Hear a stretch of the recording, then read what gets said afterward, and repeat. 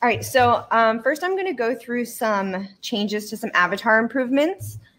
Currently, you can, when you import an avatar in the past, it would not have arrangement points if this was an OBJ or something that you got from a website or you made yourself. When you would bring it in, the arrangement points that are around our default avatars.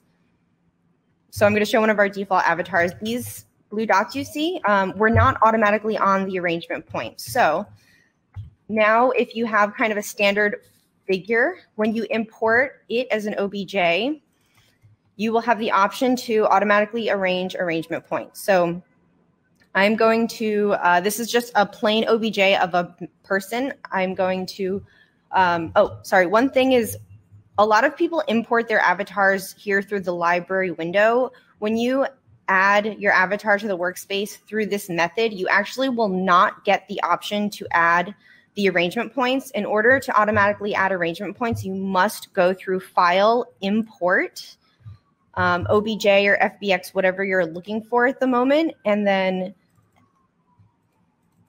choose it through this. And once you open it through here, you will find Load as Avatar and then a box for automatically add arrangement points under the Object Type section.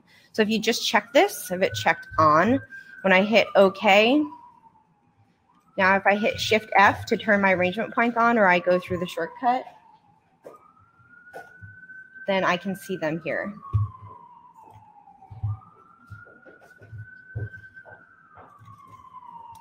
So this also only works very well with kind of a adult figure that is in an A pose or a T pose. If you have something that's an abstract type shape, like a single foot or a hand or an animal avatar, it will not automatically detect the shape and it will not add the arrangement point. So here I have a baby. The baby is actually avatar. I'm going to go to File, Import.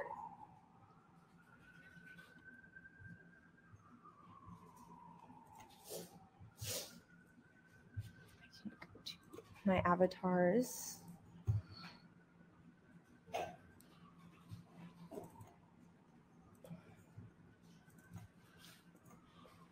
And just find a quick OBJ. Okay, so here's some random shapes. When I open this, it's just going to give me an error message that it was not able to fit any arrangement points to the avatar because it's an odd shape. So it's really only going to work well with a human figure type thing.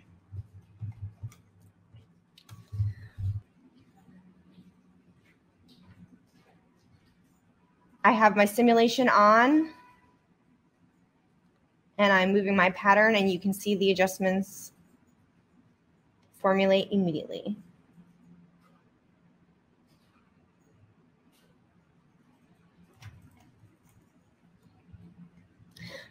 There are some types of editing where this live feature doesn't exactly work, such as slash and spread. That was something I realized as I was working that I wanted to add some fullness and kind of see it add in live like that, but that doesn't work that way. So it's kind of just adjusting. If I want to adjust like a basic sleeve length, I can move a seam around and see how that looks. It's a really fun update.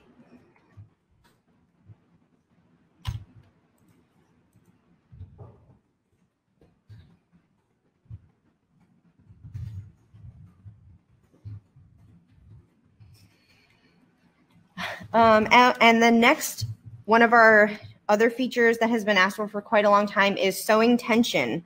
The ability to mimic the tension and puckering physically on an edge that you might get from a sewing machine or a specific type of stitch that you would use. So that is now a property of the sewing. So you will have sewn your garment together. You would click on the Edit Sewing tool and then select your sewing. And now one of the newer properties is tension. So the tension by default is always automatically on. And for those of you who are familiar with the elastic function, the tension is essentially the same thing. It works the same way. It's just on an incredibly low strength of 0.1, and the ratio is set at 100. So that is kind of like an even tension where there's almost no tension being exerted. But say if I select this side seam and I increase the tension strength, or the ratio, it basically works like elastic where it like puckers it up. So if you would want to return that to, you know, a more steady tension, you would just bring it back to 100. And if you play with the strength, you will see a minor difference with the strength, but the ratio is really what mostly will control this. So when you go below 100, you're going to be reducing or kind of increasing the tension.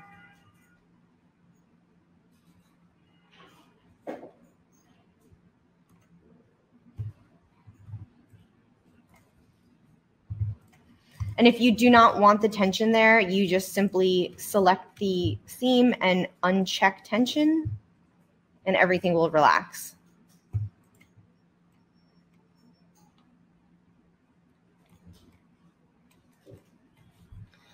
So if there is some special type of like compression garment that has maybe an overlock, you can add a little bit of tension if you know it'll have that, and see how that will look with fit maps.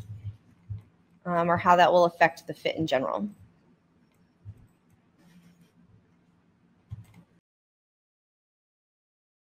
All right, so that's it for this blank garment. Now I'm going to open up a more finished garment and go over some of the new rendering features that you will only see this when you are previewing your garment in the render window. So I have set up my fabric to have fur properties to do this and to add any fur to your garment. You will not see it when you're working in your 2D window. I'm going to go back to my regular 2D window.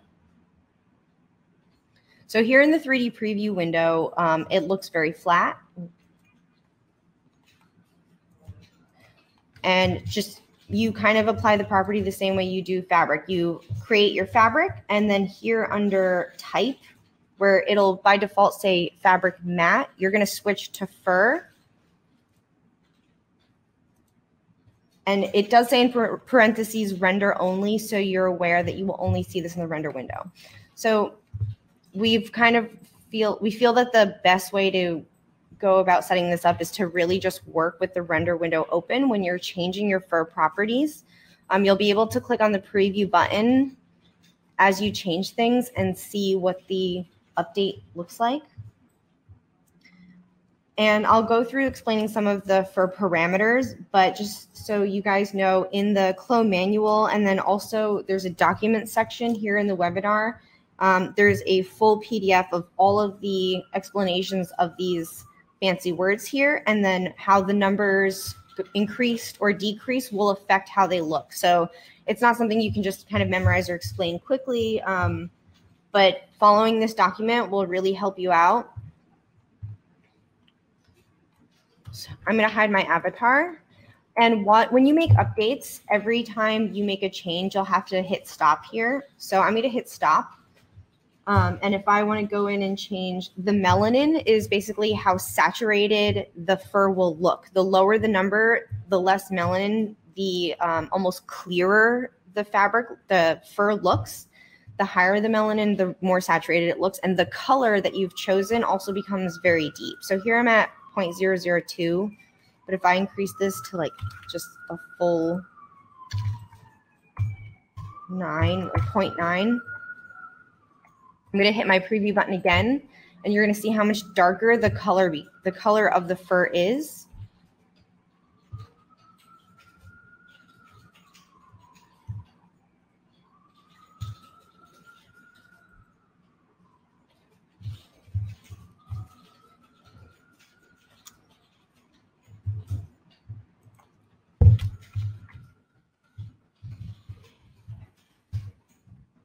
I'm going to go back to my default setting, maybe something a little bit lower.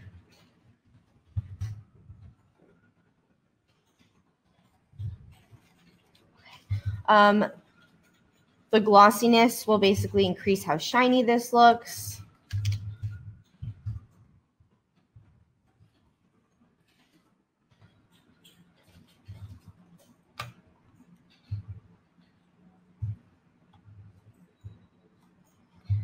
And some of the parameters are a little bit self-explanatory. Length will be the length of the fur in general. So here I have it set at 3/4 of an inch. And if I want to increase this, I can make it really long. I can make this 2 inches. The thickness will be how thick it is, basically how thick what a single hair is.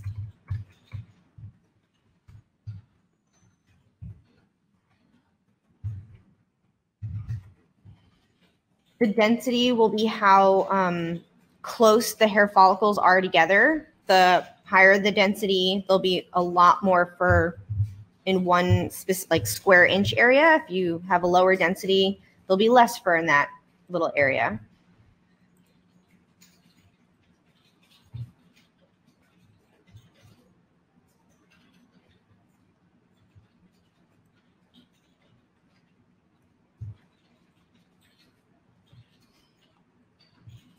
And then there are 2 sections here below that are collapsed. I'm going to open up. These are,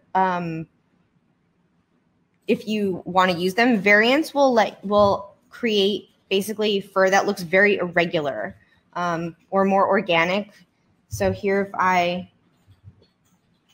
increase the length, it will vary more, I think, or decrease it.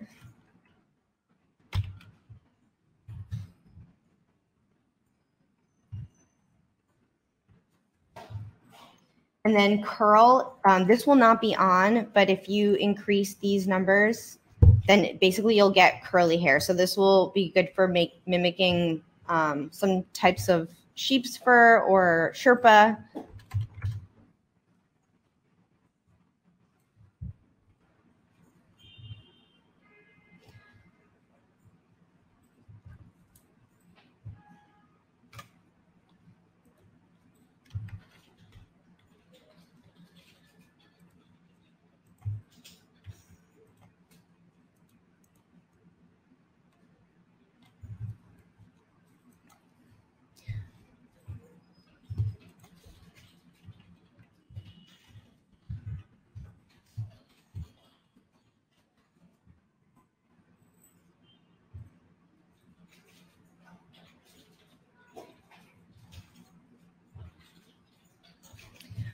And one other disclaimer is that if you're working regular textured surface, the render window also has a thin look to the fur. It'll only really show on the top layer or the face of the fabric. So if you're getting a problem where it doesn't look like the fur is fully on both sides of your fabric, just double check that you're working in a thick textured surface.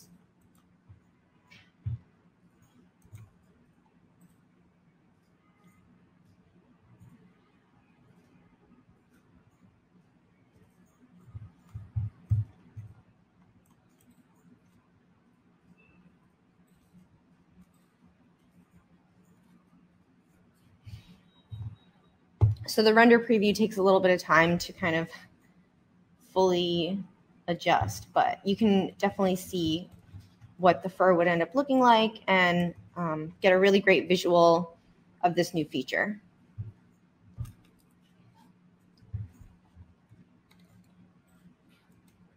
Ooh, really fluffy. Ready for winter. Okay, so I would highly suggest to download the document about all of the fur parameters and follow that when you want to start experimenting with it. It's going to be the best method for learning. So I'm gonna move on now and go on to some of the thread improvements for buttons. Oh, if you want the direction of the fur, you can actually control, yes, where if the fur is hanging up or down. That is in the bend. So the bend, the lower the number, it'll like drape downward. and the higher the number, it'll stick upward.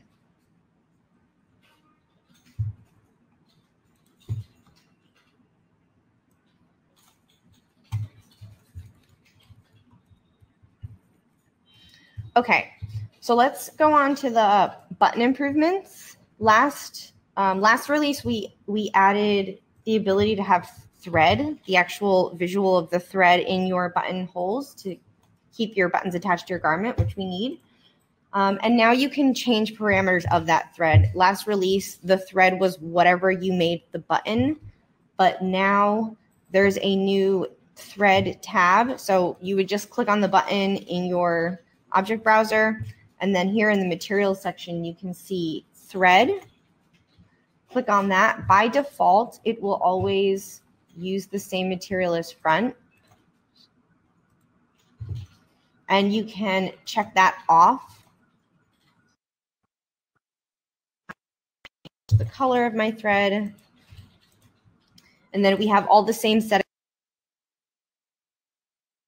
and everything, so I can make this a metal or a metallic type thread, adjust the intensity of the normal map, the opacity, and depending on what type of material you have set, your settings at the bottom will be different. But that wasn't there, and now it's all here for you to change and make different thread types. You can also, here we have, you can do square or parallel or cross thread. I believe that was in the last release. As you can see, once you switch to a new type, it appears to remove the settings that you've applied. So you might have to put them back, or we'll work to keep that stuff there. Pretty simple, works the way most of all the other properties, settings in CLO work.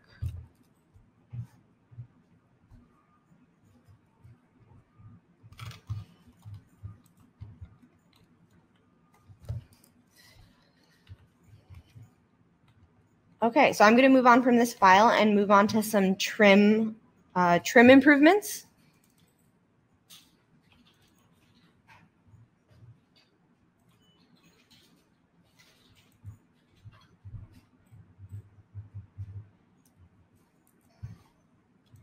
Okay, so this is also another relatively minor improvement. Last release, we came out with a binding feature, and now you have and when it came out, you couldn't add top stitch to the binding. Now, when you have the binding there, when you select it, it's frozen. I'm getting word that the screen is frozen. Okay, hold on.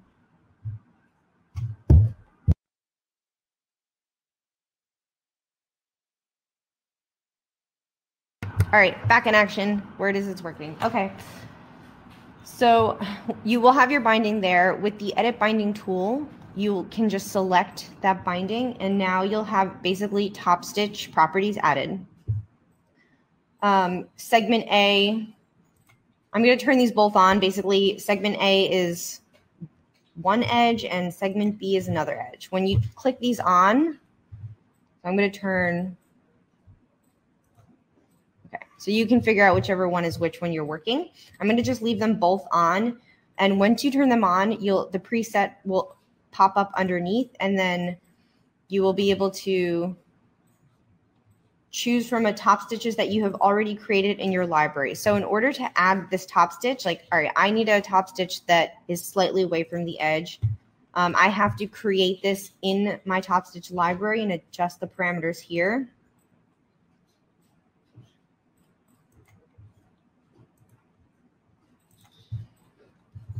Okay, and then I can go back and select that type, that binding, and change to the appropriate top stitch. So then once you go back to this stitch and you change anything here,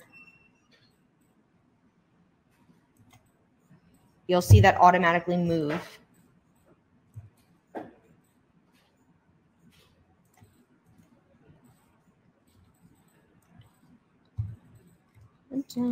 That's it. That's it for the binding improvement.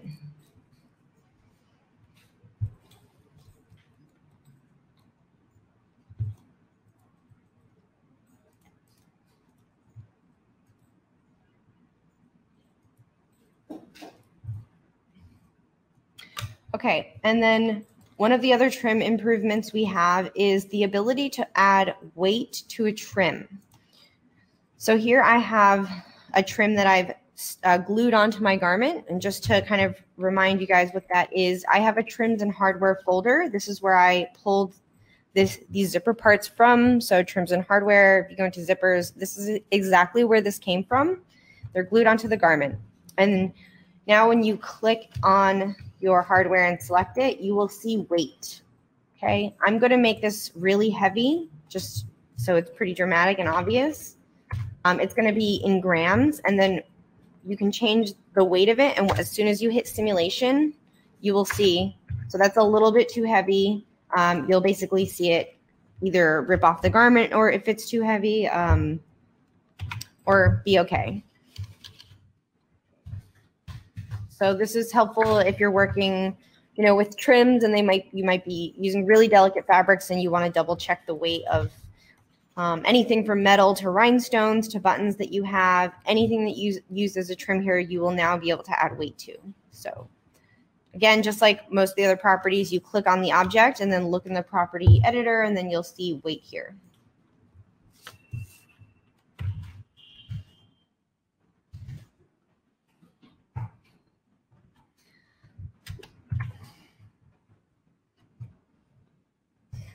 So that's kind of it for the fun visual updates. The other things that I have left to show you are really some UX improvements.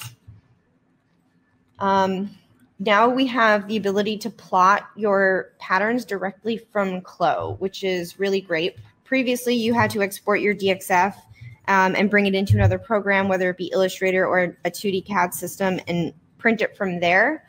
But now if you go to File, in the top left corner, you will see Plotter.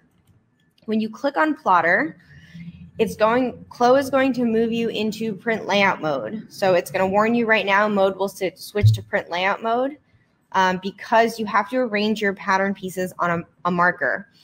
Also, if you do not have any texture images on your fabric, you will not be able to move into print layout mode. You must have either like a color or a print thrown on there, or a normal map or something. So here it brings me into print layout mode, and this is a really simple garment, but I can just click on these pattern pieces and place them here.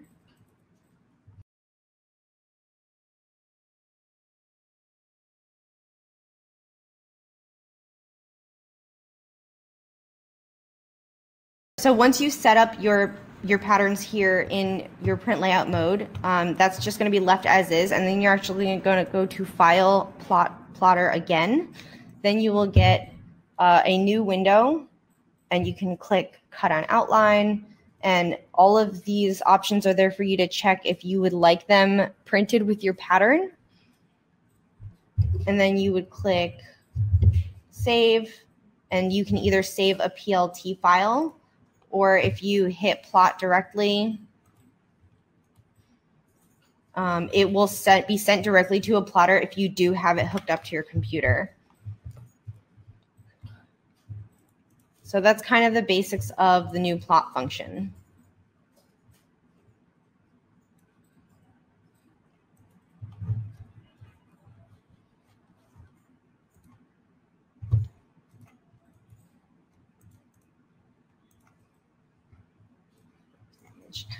And then last is an option I can't actually show you because I don't have a 4K computer, but now CLO is 4K compatible. And if you have a 4K monitor and you open up CLO and all of the icons are very, very tiny and you cannot see anything, you simply have to go to Settings, User Settings, and then when you click on User Interface, where was it? Others.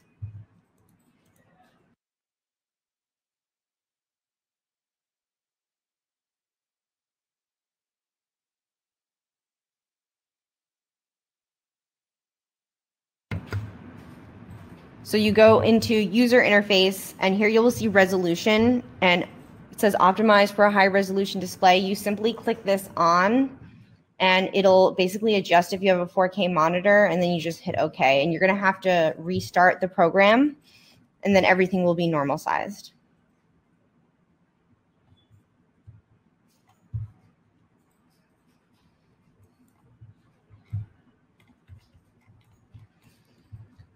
Now we can go on to the question section.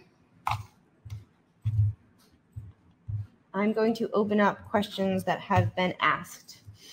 Where do people get their alternative avatars from? I know Mixamo and Daz. Those are basically the two that we also know here at CLO and sometimes recommend. People make their own with Daz, I believe, but there are also some free OBJ websites that you can check out. If you work for a company, you may be working with Alvanon and get Alvanon forms. But that's kind of the general areas where we go get them. So someone asked, what does the strength setting actually do of the tension? It's really, really subtle. I'm going to open this. It's very, very subtle here. I'm going to apply tension on this side seam. So I'm just going to leave the ratio at 100 and increase the strength only. So I'm only changing the strength, and it just shows some result of basically tightening that edge up and giving it some tension.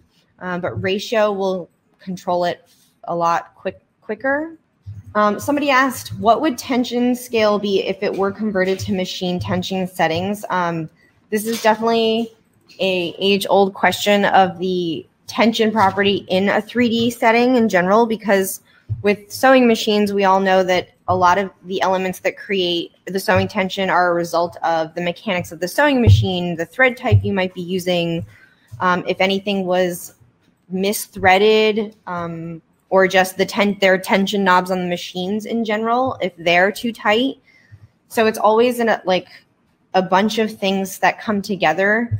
I don't think we have a really good answer for that at the moment to tell you that, okay, this number relates to an overlock machine.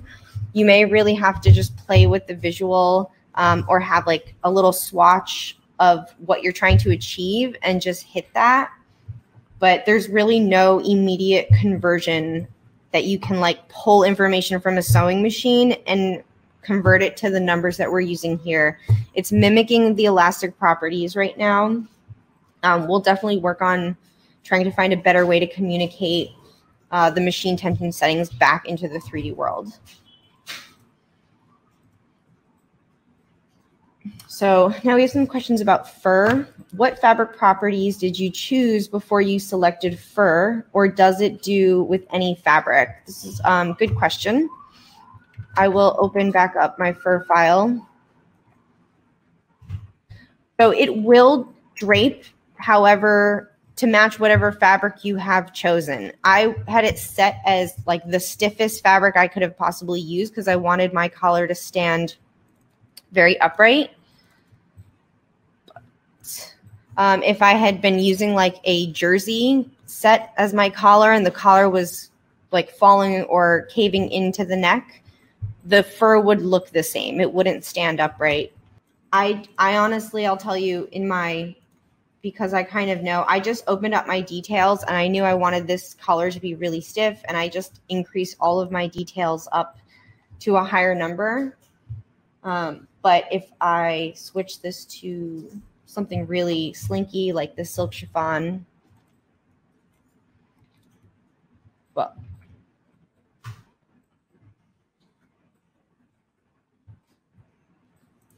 so if you see that crumple in like this, I'll try and make it. Now, when I go into my render window,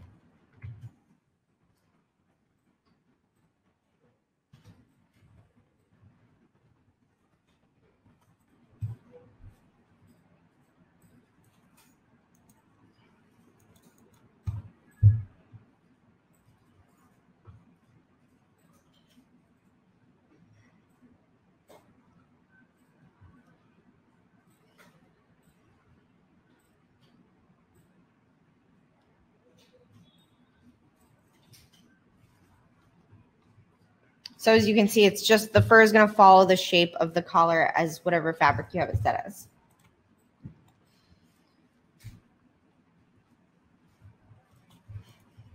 Okay, so I'm going to move on to another question that's about button thread. It's asking if you can reduce the thickness of the buttons. Actually, you cannot at the moment. So here you see the thickness of this button. This is a actual button file. If you did want to make this thinner, you could do it in a few other ways. If you imported it as a trim, you would be able to make it thinner. But currently, correct. If you click on it and then you click on the thickness, yeah, you can't go below the 0.117 or whatever unit you're working in. It's just going to stay the small. It's at the least amount it can be.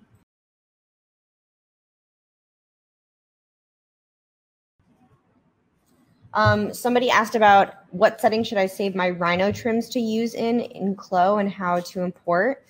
Anything that you make outside of CLO in like a 3D modeling software such as Rhino or Maya or Modo, you can save that as a OBJ. And then you just will simply go to File, Import, or Import Add, and you will just import it as an OBJ. I'm going to choose this thing.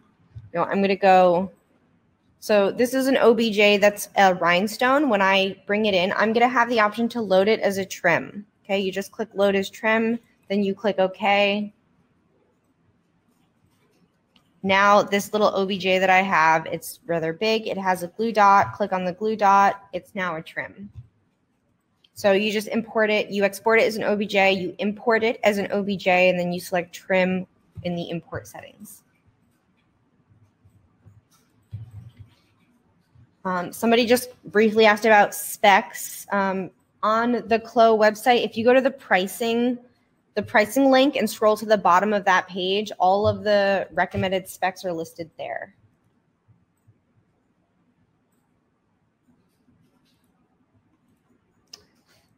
Somebody asked about the fur coat pattern.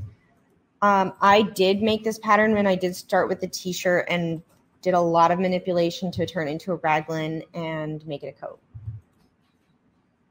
But yes, this was completely made in CLO. I don't have a 2D CAD, and I use the t-shirt most of the time to just start from whatever as my sloper. One of the last questions I have that was passed to me is about Marvelous Designer. It's our sister software that's slightly less robust, has a little bit less functionality, but they're asking if that's a good place to start with learning some of our sister software because it's similar, and if those skills might transfer into CLO. The answer is definitely, we'd say yes. They would give you a good basic understanding of how you would work in CLO. The UX is really similar. A lot of the tools are really the same. We do, though, recommend going to the CLO website, and if you go to the Learn section, you will find tutorials there that are specific to CLO, and then our official YouTube also has a lot of tutorials that are specific to CLO that are a really good place to start learning just how to use it. I just got any advice for creating a sneaker or shoe in CLO. You can definitely do this. People do it. There are also a few forum posts showing amazing examples of people have made boots and different shoes. Pretty much you'll just get like a foot avatar and start building patterns around it. But you would work kind of the same way. It would just be the materials that you would need to get really hard subsidiary type materials or leather. But if you go to the website and just type in shoe or boot, you're going to find some good posts about how to go about that. All right. Hi, everyone. This is not Michelle anymore, but I'm going to answer the render question. Yes, I'm also another 3D designer at CLO, and I gave the last webinar. So the last question, and before we close out, if you want to, feel free to add more questions in the list, and our friend Amy will answer them. The last question is, can you talk more about best practices for rendering a photoreal render in render mode? So the best practices, there's actually a video on YouTube called, I think it's called something like High Quality Garment Rendering, and it's made by one of our designers. So check that out. I'll also include a link when we send our thank you email and the link to this recording. But it will run you through like what are some good practices. If you haven't already used CLO before, but you'll find this on our website as well. When you finish and exit out of this webinar, it's going to kick you into our support.clo3d.com, which is the support page, like Michelle mentioned. You're going to be able to like search. If you search high quality garment, high resolution, something like that, a link will definitely pop up and give you more details. But something to just start with is there is a high-res garment tool button, and this is just like a shortcut, but it also shows you some of the settings that you can use. I'm not going to change her pose or anything, but you would change her pose and like do that before this. Once you click on this, you get this high-res properties menu, and this shows you a couple of things. If you're not used to CLO or haven't used 3D, it may look a little weird, but I'll run through some settings. Particle distance, as we've talked about before, is the distance between the size of the polygons that make up your 3D garment, because everything in 3D is made out of a mesh of polygons. So the smaller your polygon is, the more high res your garment will be. So this automatically sets it to 5, which is our recommended for high quality. You can go lower if you're seeing that things are not looking like you want them to. But 5 is good. The lower you go, the more computer energy your computer takes up. So the slower your program will be. The next one is additional thickness collision. Additional thickness collision is the collision is like when your objects interact. So I'll actually do an example. I'll exit out of this and do an example. So you see how there is spacing in between the avatar and the garment. If you want things to lie really nicely on your avatar or your like between two pattern pieces, that's the collision. And additional thickness collision is just the distance of that. So your garment has this invisible buffer around that is called the collision thickness. Then your avatar also has its own buffer, which is called skin offset. That's the next one. So Michelle has her set to 1 for additional collision thickness and 0 for skin offset. That's a pretty good buffer. 1 millimeter is not that high. So I would not use 0 and 0 because then your garment will just melt into your avatar and that will be sad. So like 1 millimeter is okay. So that's good for, yeah. Then simulation quality is just like how much simulation do you really want? Like, do you want it to be 100% accurate and like totally fit perfect to real life? Then you're gonna go to complete nonlinear, which calculates like where the stretch really ends down to the most like detail. It also makes your computer run fast, like slower. So if you are worried about your computer not matching spec, I wouldn't do this until the very end. And then you can, see what it looks like. So then once you're done, you just hit OK. And your garment is going to change. As in, it's going to look a little. And then you just turn on simulation for a couple seconds. And you're going to see it starts to jiggle a little bit. It just is trying to express itself better. So the particle distance, changing it doesn't really affect the fit because the general silhouette is still the same. It's just showing you the extra like puckering and details that you may not see in 20 particle distance. So you'll see like I know I have seam tension on the side, but when I have my particle distance at 5, you'll see that it's much more detailed of a expression. So that's really what it is. It's not changing the fit or the drape or anything. It's just showing you the little details that you may not see on 20. Once you are, so simulate for like 10 seconds and then turn it off. So my arrow is red, which means it's angry. And you'll see my garment looks draped much nicer. You'll see like I have that little drape detail in there, all that good stuff. Then when you go into the render tool, The settings, I'll just go through like what I like to use and some suggestions. And then I'll also do a preview so you'll see. So image size, if you are in like pixels, it's going to be 72 dpi and it's not going to be that great. If you zoom in, it's going to be pixelated. If you want a really, really detailed render, then you want to change to a paper size. So I'll go with letter, and then you're going to see your resolution PPI is here. If you do 300, you'll see some details. And then when you like zoom in, if you want to like a printout of your 3D rendering, that's what you'd want. If you want to see like each individual weave texture, then I would do 600. Oh, also another thing, if you're like, I'm losing my texture, then make sure your normal maps are all on and turned up to the intensity that you'd like. If you don't know what a normal map is, it's just the like just a 3D mapping system that it's like your image, but shows the rise and the drops, the valleys of your normal texture.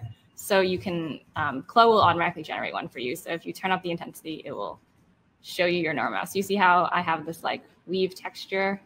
If I edit it, you'll see it gets like more intense or not. That's kind of all it is in simple terms. But if you're seeing that you're losing that, it's probably because you don't have a normal map or you turned it off or something like that. But yeah, so if you want to see that in your render, I would go to 600 dpi. But this makes your computer very, very slow. So it might take time for a render, which is normal. Normally when you're rendering in like Maya or another software, it takes a long time to render because your computer is generating this. And it's going to be the same in CLO. Then you can change your exposure contrast. That's up to you. The other thing with the render is if you want it to be more dramatic lighting, I would start looking into environment maps. You can actually download them online. So just Google like free environment maps. HDRI Haven has a ton. And then you can start to do like studio lighting, different intensities of things. So if you're like, this is kind of plain and you're not seeing the contrast that you'd like, that's something that you can adjust there. And it is very dramatically different. So I would play with that. Then the last thing up here is your render properties. Just make sure you're rendering in GPU, OpenCL for Macs, and CUDA for PC. That makes it run faster, and it's also because it's using your graphics card instead of your computer. Then if you're seeing that there's a lot of noise or what am I saying? The like little graininess, yeah. Then I would change. Is it normally? What is this normally? 0.05. I think it's 0.1 that you have to change, but I'll have to check on that. I just have mine set, and then I like don't touch it again. But check the support at clo3d.com for this because there's definitely a guide on it. Maximum render time is just like what's the max time that this will take. If you set it higher, it will take longer probably, but it will be a better image. So it's really just like playing with all these settings and making sure that you have at least like a high resolution image and that your high res garment stuff is changed before you go to render. Because a lot of times I get support questions where people have a screen cap of their garment and I already can tell that it's at 20 particle distance, but this is a new term, so it's okay if you don't know it yet. And that's basically how to set up your garment for success. Thank you, An. Okay, bye. She's far better explaining all the render properties. Okay, so the very last question I have on the list is about pattern markings and notches and seam allowance.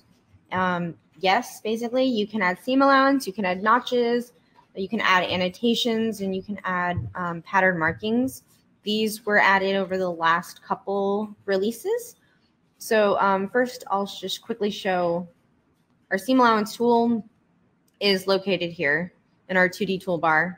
Okay, you can click on the edge. You select the tool, click on the edge. Once the seam allowance applies, you can then click on it again and adjust properties. How wide you want your seam allowance to be, and then we have some like truing options or finishing, how to finish the edges, or turn directions, sometimes they're called, so that is there. And then the notch tool is also in the 2D toolbar, notch, and It works just like adding a segment point, except it's shown as a red marking. So you can just click if I wanted to then,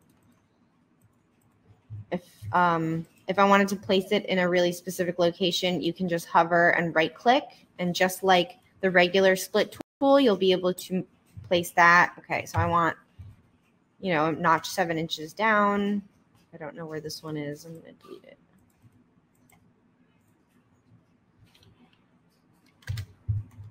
Okay. And then here, the notch is shown on the cut line.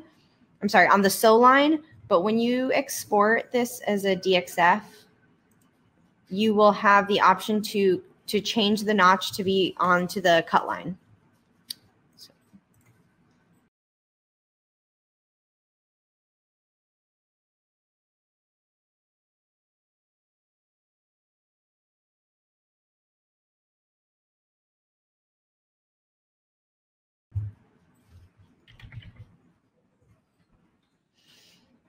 Okay, so over here we have all of the export settings, and one of them is duplicate notch on seam allowance. So you will have that on your, like the cut edge of your pattern.